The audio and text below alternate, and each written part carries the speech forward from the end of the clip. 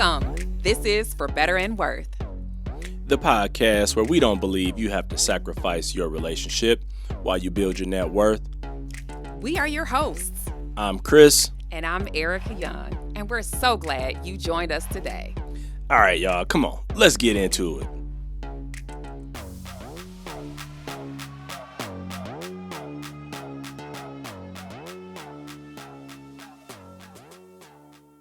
Hey, we are back and we are excited to have you join us again today. Yep, we're back at it, people. Yes, and so today we're going to talk about some emotions around debt and having debt. And so buckle up.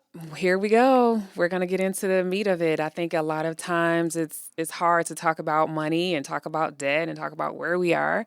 But that's what we're here for. We're here to just make some of those challenging conversations a little bit easier on the palate. And also, hopefully, you'll gain a little bit more understanding and feel more comfortable about where you are on your journey. Yeah, as we talk about it, it's not really a right or a wrong thing, but it's one of those things that it's like back in the day, it makes one of those things that make you go, It's one of those things that make you think and prompts you to really start to evaluate where your position is in this whole debt journey and this whole scenario we're going to talk about today. So let's get into it. You know, I had this thought one day, not too long ago, and I just remember feeling less than, honestly, when we were heavily in debt. And that is kind of what prompted this conversation. So really the question is debt a moral issue? Is having debt, using debt, a moral issue? Is it right or wrong? You know, that is the topic of the day. Yeah, when you throw that moral on there, it makes me say, I don't know. Is it right? Is it a right or a wrong thing? Or, because people can rationalize good debt and bad debt. And, I've heard people say, oh, you don't want to use your money, use other people's money for investing and this and that. And there's a lot of ways that you can go with that whole thing. Is it a moral issue? And I think the position that we've taken is debt kind of keeps you from living the life you really want to live. Because I know when we were in debt, it put extra stress and pressure on each of us and on our family. And it didn't allow us to live the life we wanted to live. So as far as it being a moral issue, I really think that early on, I was just thinking like, this just doesn't feel good. Yeah, you feel stuck in a box, constrained, and literally your hands are tied because money has to go out to pay for your past, so you're paying for your past today, and then your future is suffering because you can't take care of that either. And so it's tough. I mean, and you can feel really bad about that. I mean, we had at one point at the height when we had all the debt, we had over $1,100-$1,200 per month in payments going out. And that's frustrating. That is the complete definition of tired and sad and feeling like you're in this box. And we were young. We were young at a time where it's like we need to be enjoying life and feel like we should be free spirits and out here just, enjoying ourselves. And we really couldn't. Yeah, but I think you got to get to the heart of the matter. And it's like, where does this line of thinking come from? And I know being raised in the church, and I know not everybody is in the church, but, I was always told, to the rich rules over the poor and the borrower is servant to the lender, or, the only thing you owe no man nothing but to love one another. And so it's like, you go back to those biblical principles, and those were things that made me say, okay, well, the rich rules over the poor. And, well, I don't want people ruling over me. And, right. I don't like owing anything. And, if we are with friends and we buy concert tickets or we do something just so we can all sit together, I'm like, okay, what's your Cash App? Right. Immediately. Let's go. Let me get you your money because I don't want I don't want me owing you hovering over my head. I like to Right. be free. Yeah, just recently I did that. I went on a trip with some friends and the hotel took literally 5 days to charge my friend's account, and I felt like I owed her, I owed the hotel. I was like, this is uncomfortable. And I kept texting her like, did they charge you? Is what's going on? Are we getting this trip for free? What's happening? Cuz I just didn't like owing her hundreds of dollars. Now she probably didn't care as much as I did, but it just didn't feel right. It just was uncomfortable. And so, yeah, that is, even in that small instance, it wasn't thousands of dollars. It wasn't overtime. It didn't have interest attached to it. It wasn't going on my credit report, but I didn't like it. I just did not want that to be sitting there out there like that. Yeah, I'm a throw a little twist out here though, because I know we have the positions that we have today, and we feel the way that we do about it. But I'm gonna go back to when I was a little kid, and my mom, she actually had credit cards, and I remember that she used those credit cards really to supplement her income, Mm, and she used those credit cards to buy us school clothes, or if there were emergencies that came up, because she didn't have an emergency fund. I'm just being honest and realistic. But she used those credit cards to ensure that we had some of the basic necessities. So I didn't look at it as, man, is this a moral issue that my mother is buying me clothes, or buying me food, or helping us get something done that we needed to get done? I didn't think about it that way. And mm, she may have just been making the little payments that she could on the credit card, but that was like survival. mm. And so as we get into this and talk about it and people think about it, it's really where you see yourself. Hmm.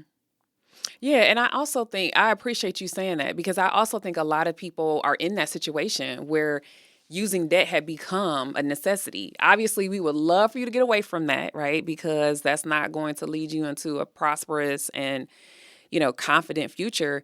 However, there are those times when that happens. A lot of people lose jobs and they have issues with, making the bills. A lot of people have medical debt that gets to be astronomical for one reason or another. There's just a lot of reasons why people end up having money that they owe someone. And I think the power you get to take back is the whole idea that you find your way to be in control. Stay on time, make some arrangements, see if you can negotiate it. But also just know that it doesn't matter what anyone else thinks. And I think we just got to be smarter about some of the choices that we Hmm. make also, because a lot of people have school debt, and then you go to school, you get 100, $200,000 in debt for, by what by all accounts is a career or a profession that is undervalued or underpaid. So it's like, well, hold on. Yeah. Why are you getting $200,000 in debt for a career path that really is going to be undervalued, or Whew. a career that's not going to pay big dividends? Hmm. So maybe you start to choose differently or look at different schools, and I think that is a big thing that leads people to having large amounts of debt. Yeah. Student loans is a big component of people's debt, Hmm. or automobiles and credit cards, and you've been fortunate enough to see a lot of different scenarios, and I think you just got to start making different choices sometimes Yeah. that can help not get you in that position, because ultimately I think at the end of the day people start to feel guilty. Yeah, absolutely. And they're not giving you any other options while you're going through school. They're just saying this is the way you finish, right? And so if we can do better ourselves and or teach our kids, how to do better in that area, that's where it starts because typically the first debt you'll get is a student loan. You might not pay for it for 4 years until you get out of school, but you'll get that student loan. Super easy on campus to get credit cards, and then everybody when they graduate from college wants a car. I mean, it seems like that's just par for the course. And that is the thing. We have to guard against all of that because if we're pushing back against society and the way that everybody does something, we have to have that confidence that comes from within to make choices that we feel good about.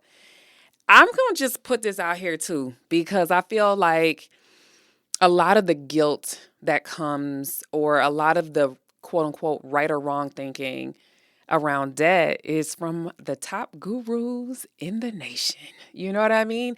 People that you hear all the time who are like, who make you feel like you are less than, you're not smart if you have debt. People with a hard stance can bring that guilt complex on you. And I could name names, but we don't have to do all that because they're everywhere. And I think the challenge is that if you hear people who, quote unquote, are smart or have a big platform, or who you have followed, you've learned some stuff from, and they're the ones telling you you weren't wise to take on that debt, and or in harsh ways saying you were stupid to do it, like that feels bad. You know what I mean?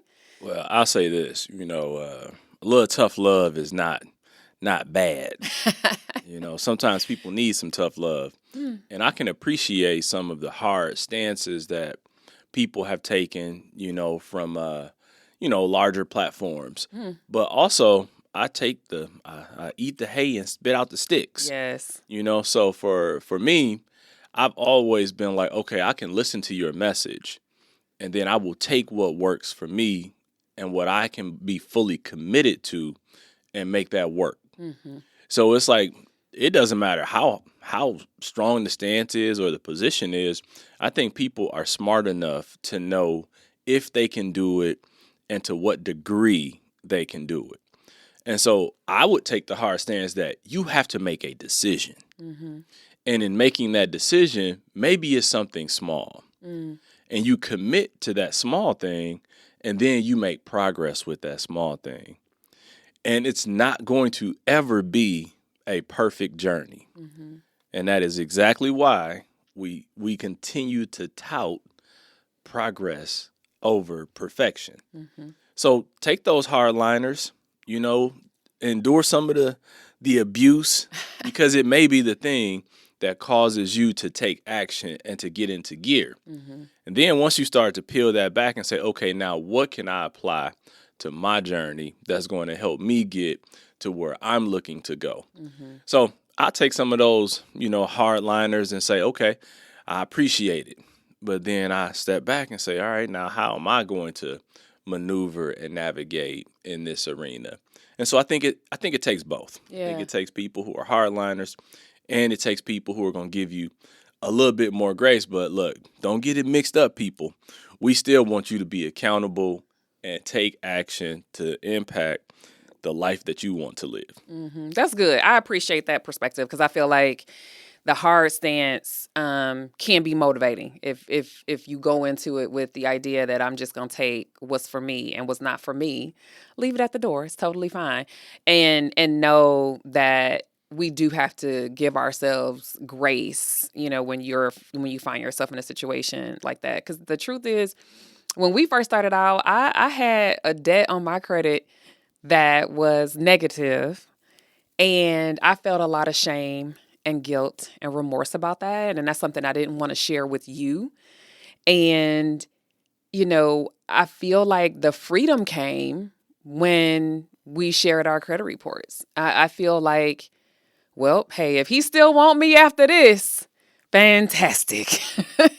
So, and it was just that one little thing that I just didn't, it was the first delinquent item, or major item, I should say, because after that, I didn't do that again. But I went a couple months without paying the thing. And it's like, I didn't know any better. No one taught me any better. And so, I just did not want you to think that I was irresponsible.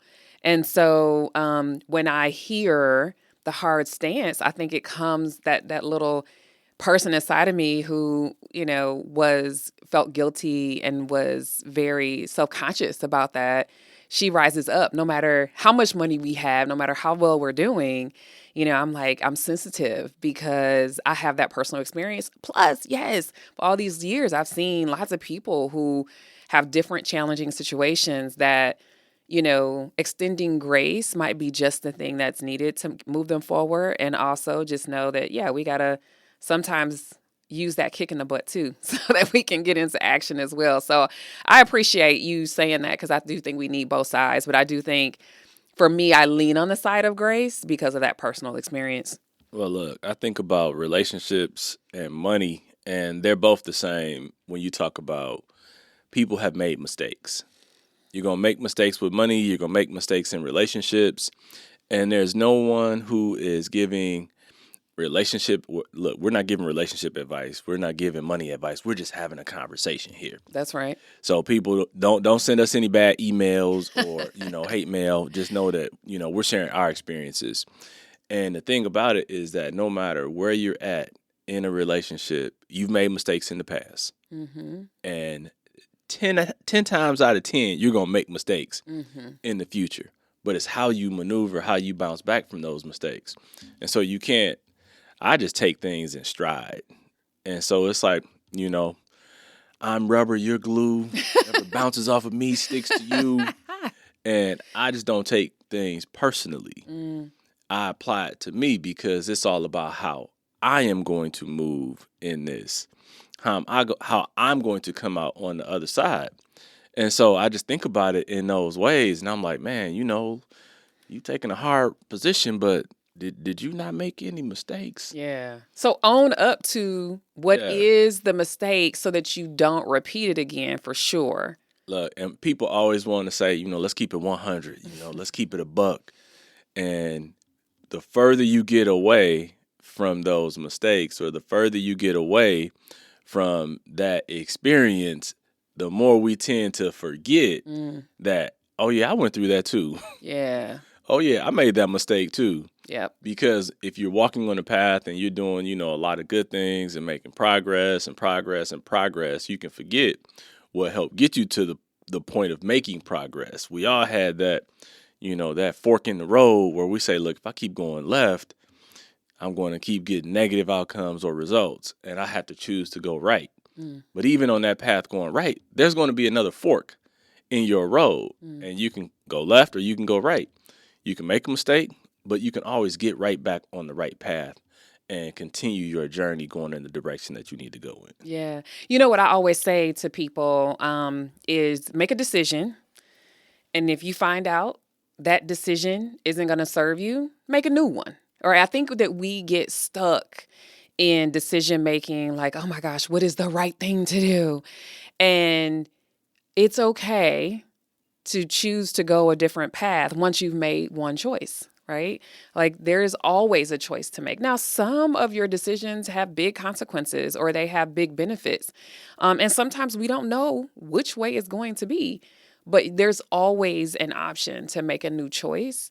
And, that is something that we have to remember is that honestly, I think that the faster we learn how to make good decisions, the faster we're going to get to whatever goal we're trying to be at, even if we have to course correct. And I think that's okay too.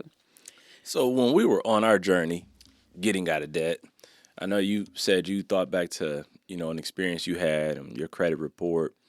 But, talk to me about the emotions you had about having debt, coming into the relationship. And we accrued more debt after we got married. So how did you feel about that, about coming into the relationship with debt and accruing more debt? Well, when I was in college, I didn't think a whole lot about debt.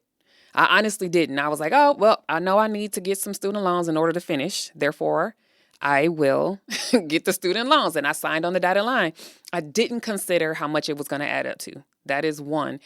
I obviously, when it came to credit cards, didn't really know what I was doing and how important it was to pay things on time. And there was a moment in college while I was still a student where I took on a car debt. So I don't think I felt the weight of the world until I actually had to share all of that with someone else. It was heavy. So the emotions were heaviness. It was overwhelm. It was fear. It was vulnerability. Definitely guilt, like wishing I had made other decisions. And also like, gosh, I don't think I had other choices to finish college, right? So in that regard, was there another choice? I had in-state tuition already. I had a little bit in scholarships, but I stayed in school for 5 years. So, some of the debt in my viewpoint at that time couldn't have been avoided.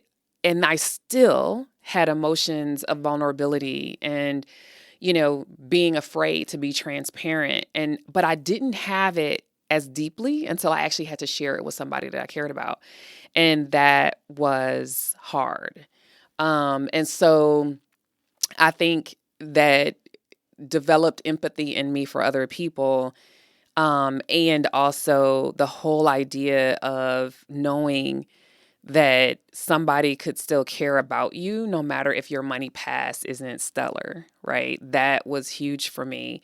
And then also the fact that, immediately you and I decided we were going to be a team about it. You know what I mean? Both of us had debt, and so we weren't perfect with money, neither one of us, but I had lots of emotion around it when I realized somebody else needed to know what I had done. And so the freedom, I think, and the change in my emotions came when I knew I wasn't by myself.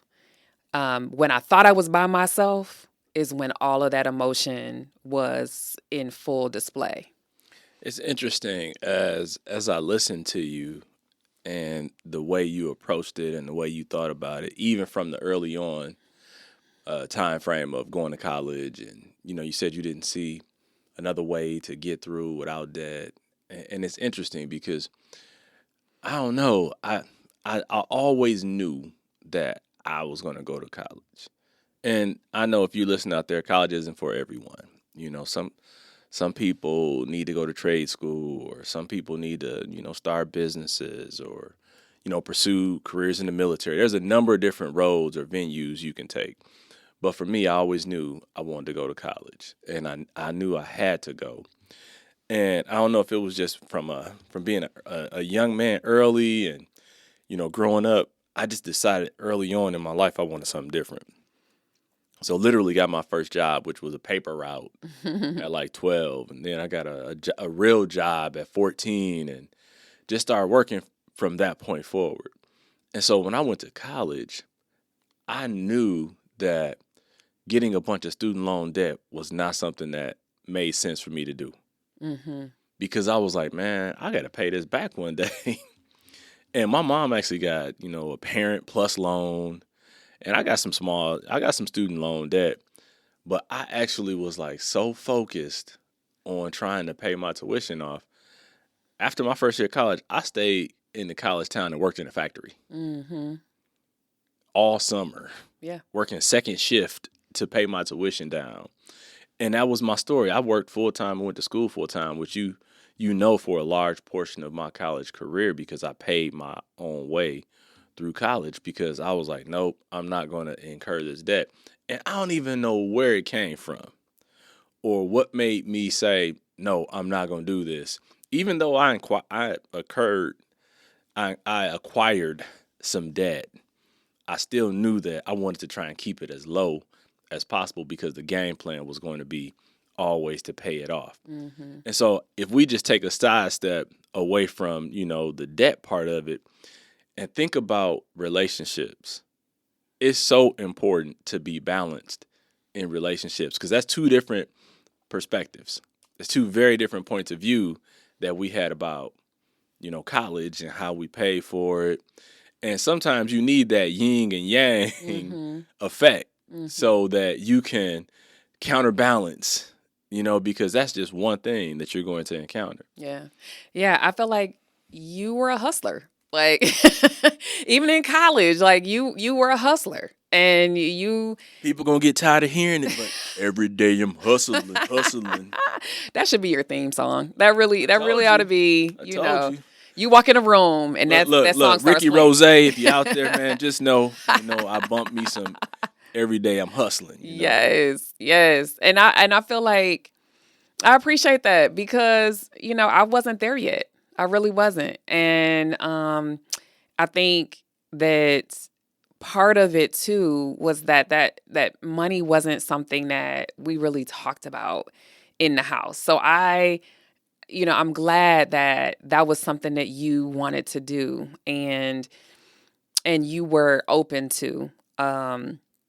And honestly, immediately we were like, let's do this as a team. Let's just figure out how to do this, get out of debt as a team. Because, you had a car note and some, student loan debt as well. Like it wasn't, a lopsided situation. And I think that, I just had so much more emotion around the debt than you did. And you thought much more about, oh, this ain't gonna beat me, that kind of thing too. And I needed that. I needed that inspiration. And the coolest thing is that I get to give that to other people. I get to, craft a potential new vision for them now where in the very beginning, I needed that from someone else too.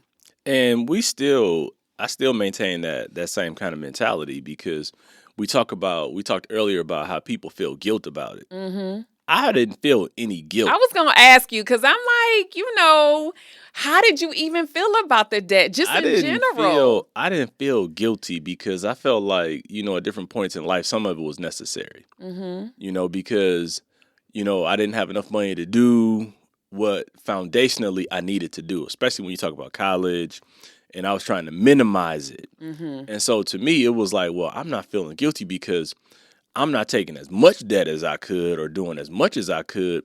So I'm trying to minimize it. And I know when we bought houses in the past, we didn't buy as much house as we could, quote unquote, qualify for. Mm-hmm. We bought the amount of house that we knew that we could reasonably afford to pay for and not be stretched and pay it off.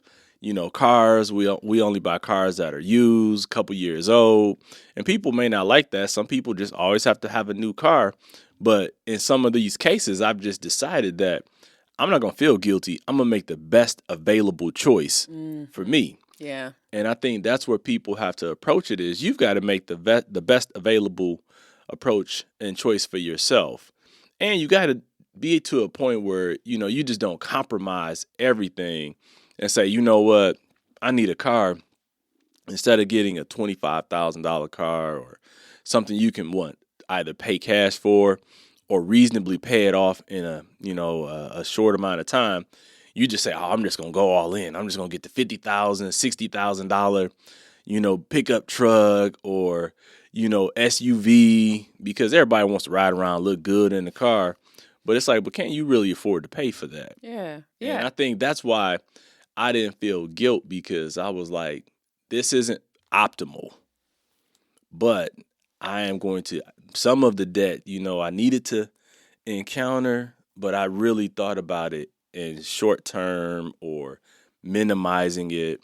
And that's where I think it becomes a trap sometimes because people aren't saying, well, I'm only doing this for a period or I'm going to do the minimum. They just kind of say, you know what?